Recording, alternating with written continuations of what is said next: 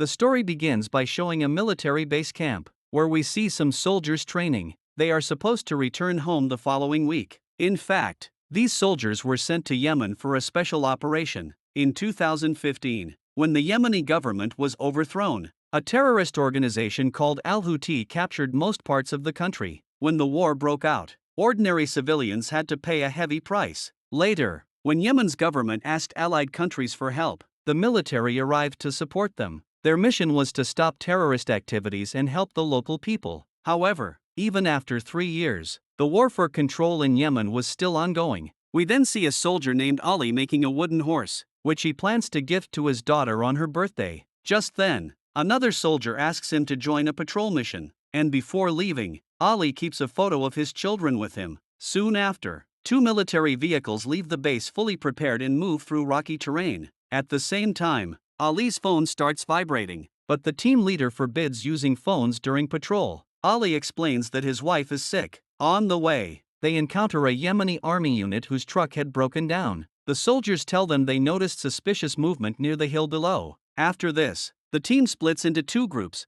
Patrol 1 and Patrol 2. Patrol 2 stays behind to help repair the jeep, while Patrol 1 continues forward on patrol. A little further ahead, they meet a shepherd's family. The children become happy on seeing Ali because he brought footballs and food for them. Then one shepherd tells Bilal that his goats are being stolen, and the previous night he heard gunfire nearby. Because of this information, the team moves ahead to conduct a search operation. Soon they receive communication from Patrol 2, who report that they repaired the Yemeni army truck and are now right behind them. Suddenly, a man appears standing in front of the truck. Bilal immediately orders Ali to aim his gun at him, but at that exact moment, the truck is hit by a powerful RPG attack. Fortunately, the soldiers inside survive because the vehicle is bulletproof.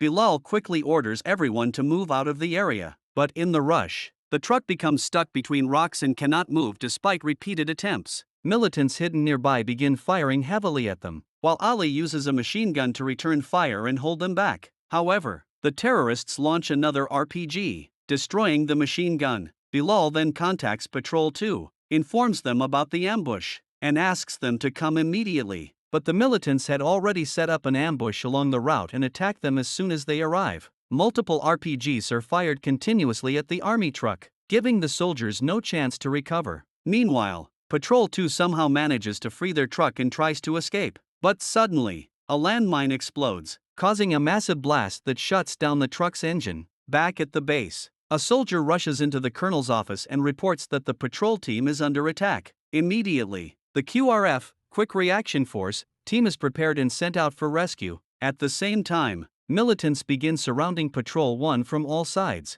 firing as they move closer and closer. Bilal tries contacting Team 2, but fails to establish communication. He then attempts to call them on the phone, but there is no signal. Bilal starts fearing that Team 2 may already be dead. Using the map, he estimates that the QRF team may take 1 hour to reach them. On a hill nearby, a terrorist sniper waits for the soldiers to step out of the truck so he can shoot them, but the militants are slowly advancing toward the vehicle. Realizing how dangerous the situation is, the 3 trapped soldiers begin counting their remaining bullets because if the door opens, survival will be nearly impossible. Meanwhile, the rescue team is now only 10 minutes away from Patrol 2, but Patrol 2 is under relentless attack and reports that they cannot endure much more. When asked about Patrol 1, they say they have no information about them. To understand the live situation, General Jamal at the base immediately orders a drone to be launched so they can locate the enemy's actual positions. Back with Patrol 1, the soldiers remain trapped inside the damaged vehicle. A terrorist leader approaches the truck and orders one of his men to record everything. The militants then launch another RPG attack, causing severe damage to the vehicle.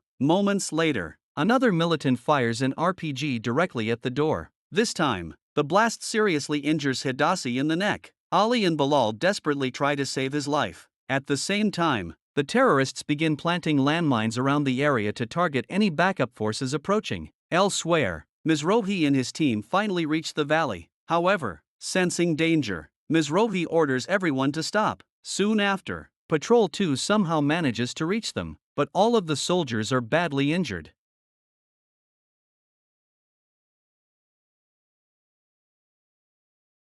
They were badly injured, and they still had no idea where Patrol 1 was located. Meanwhile, A terrorist hiding in the mountains was secretly watching them. He informed his leader and alerted the rest of the militants. Soon after, they started launching mortar attacks targeting the army vehicles. Because of this, Mizrahi and his team were forced to retreat outside the attack range. Mizrahi then contacts the base, and the general tells him that they must save their soldiers at any cost because it is a matter of national security. The biggest problem, however, was that the enemy was attacking from hidden positions and knew every inch of the valley. At the same time, Bilal, who was trapped inside the truck, finally gets a signal on his phone. He contacts the base and informs them that they are still alive but desperately need help. After hearing this, the colonel moves further into the valley and explains that the patrol team was used as bait so the terrorists could trap the rescue forces as well. Therefore, they first need to understand the enemy's strategy. Suddenly, the rescue team comes under attack too.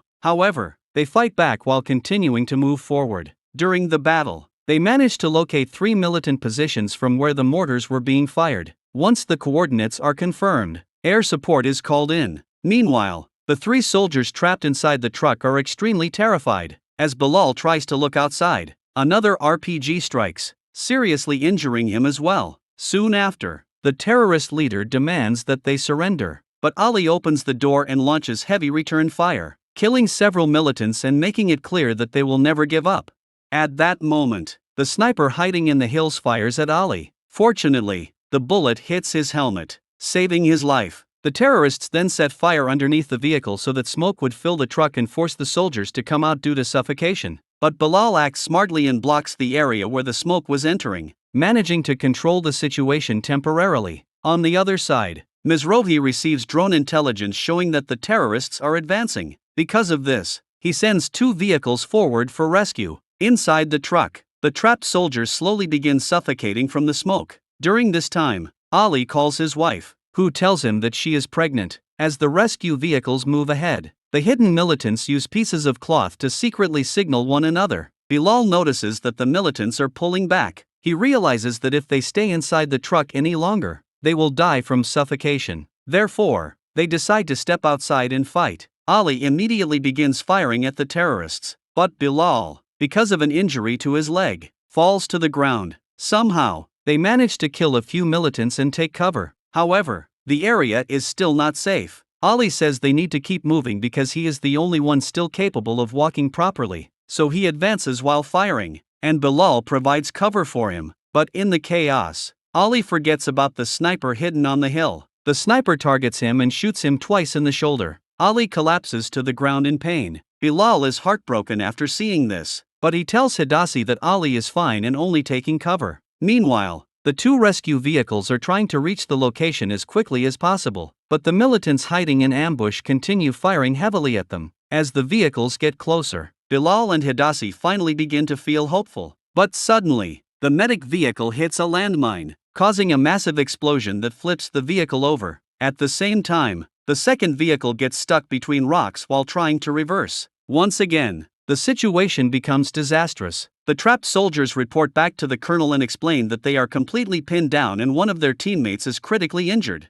Meanwhile, the medics trapped in the overturned vehicle struggle to protect themselves. To keep themselves safe, the soldiers continue firing. But at that moment, air support finally arrives and begins attacking the terrorists' bases, killing many militants. One by one, the enemy hideouts are destroyed. However, many terrorists are still alive and scatter around the valley to save themselves. Taking advantage of this opportunity, the rescue team moves in to save the injured soldiers, but the sniper hiding in the mountains is still closely watching them. He shoots one of the soldiers and injures him. The other soldiers provide cover fire and somehow manage to pull him back into the truck safely. Meanwhile, the helicopter moves ahead to destroy the 3rd mortar position, but it faces heavy gunfire and RPG attacks. At the same time, the colonel sends another rescue team into the valley. However, the militants had already planted landmines across the area. As soon as the team gets close, another massive explosion occurs, and once again the rescue team fails to reach the wounded soldiers.